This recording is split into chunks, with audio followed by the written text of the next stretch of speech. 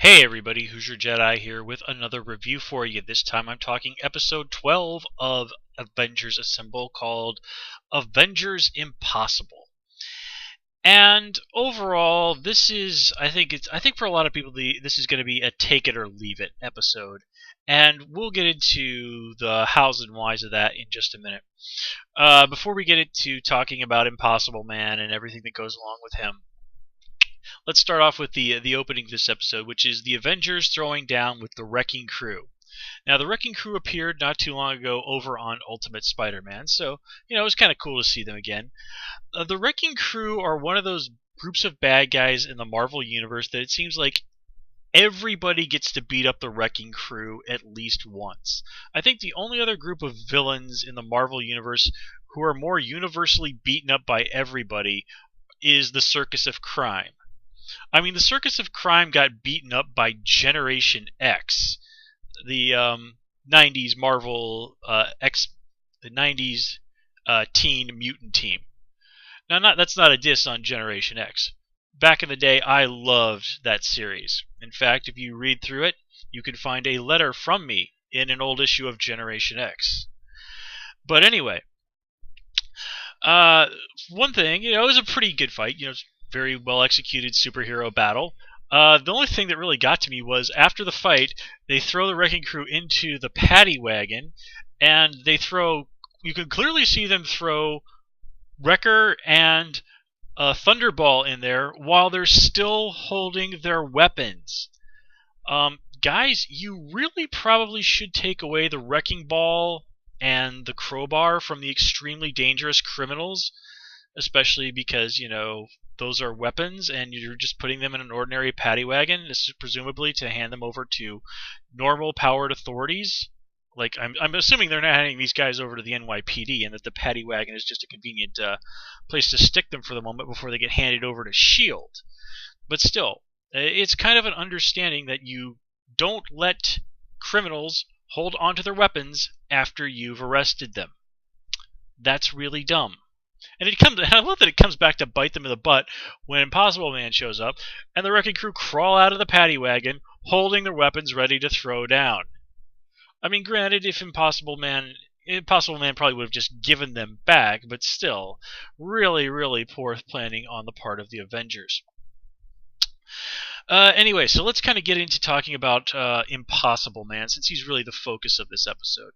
Now, if I understand my comic book history correctly, Impossible Man is meant as a riff on the long-standing Superman character, Mr. Mxyzptlk. And that's my best guess as to how his name is said. I believe that's how it was pronounced on the 90s Superman cartoon, or when a really bizarre version of Mxyzptlk appeared on Smallville in its early days. Well, whatever the case, we're going to go with Mxyzptlk. And it certainly wasn't uncommon for Marvel to do riffs on DC characters. The Imperial Guard for the Shi'ar Empire, who you often see in the X-Men comics, are a riff on the Legion of Superheroes. Squadron Supreme are, of course, a riff on the Justice League. I believe it was on Ultimate Spider-Man, or was it on here on the show, that we saw Black Spider, Young Justice. That was Young Justice that had Black Spider, who was a riff on Spider-Man. So, Marvel and DC frequently riff on each other's characters, and, it's done in all good fun because, of course, a lot of people are fans of both companies. I certainly am. I, in fact, really can't say that I have a particular preference to either one. But anyway, getting into things. This episode, I haven't read very many comics with Impossible Man in it, and the main reason is, well, he's a holdover in many ways from a different time. He's a very quirky kind of character that just doesn't really mesh very well with modern sensibilities.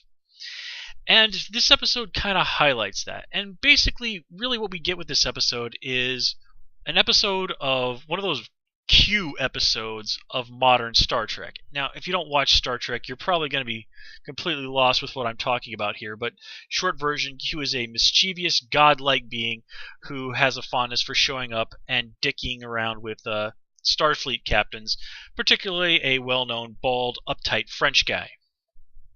Now, Q is normally portrayed as being a somewhat comical character, but he also has an undertone of menace to him. And again, that's a very, very simplified version of what's going on with Q. A lot of his personality depends on who's writing him. But anyway, like I said, this is basically a Q episode of Star Trek, and I hate to say it, it's really not one of the better ones. And in fact, you can even see elements of, I believe it's an episode called Q Who. If you don't know Star Trek, whenever Q shows up in an episode, the word Q somehow has to be worked into the title. It's a tradition. Well, okay, all good things, but okay, that was the series finale of Next Gen. It wasn't really about Q, it was about Picard, so we're going to let that one slide. But anyway, this feels like the episode Q Who. That's the one where Q was turned into human, and he came to the Enterprise for protection because some aliens who he'd pissed off in the past had found out about him and were coming to kill him horribly. Now, again, this whole thing of Q sometimes just having nothing better to do than screw with Captain Picard and the guys on the Enterprise, this is what this episode feels like. In fact, this feels suspiciously not just like Q Who, but whatever that episode with Q and the whole ridiculous Robin Hood fantasy was. Yeah, it feels like that episode. Now, it's not to say that there weren't some good points in this episode. I definitely like seeing the Wendigo. Wendigo is one of my it is a Marvel villain that I have a soft spot for. I definitely liked seeing Falcon say, don't make me angry, you wouldn't like me when I'm angry. And of course the Hulk immediately objecting to that because, that's one of the Hulk's classic lines. Well, actually, it's Bruce Banner's classic line from the late 70s / early 80s live-action Incredible Hulk TV series. And of course we get another appearance by the Chitauri, who are still not called the Skrulls.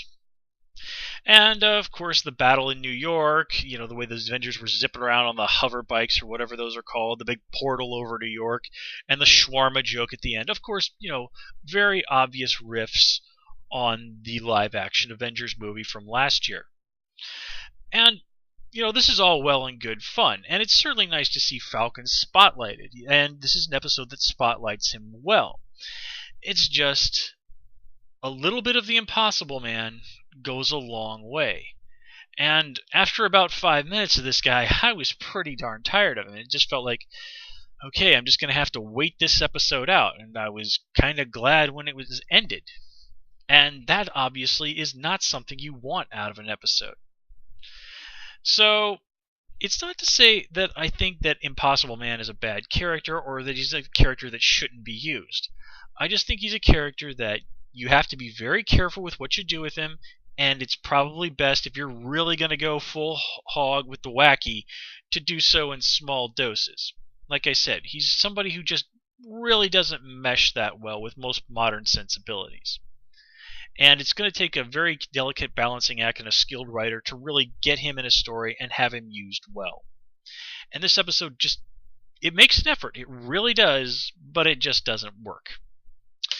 Anyway, guys. Oh, yeah, and of course we have to give the show some credit for what has to be, I admit, one of the funniest credit gags I've seen in quite a long time. That was cute. Anyway, guys, that's all I have for you this time. As always, please comment, rate, and subscribe, and of course take care and have a good one. And you can also follow me on Twitter at Who's Your Jedi. Until next time, see ya.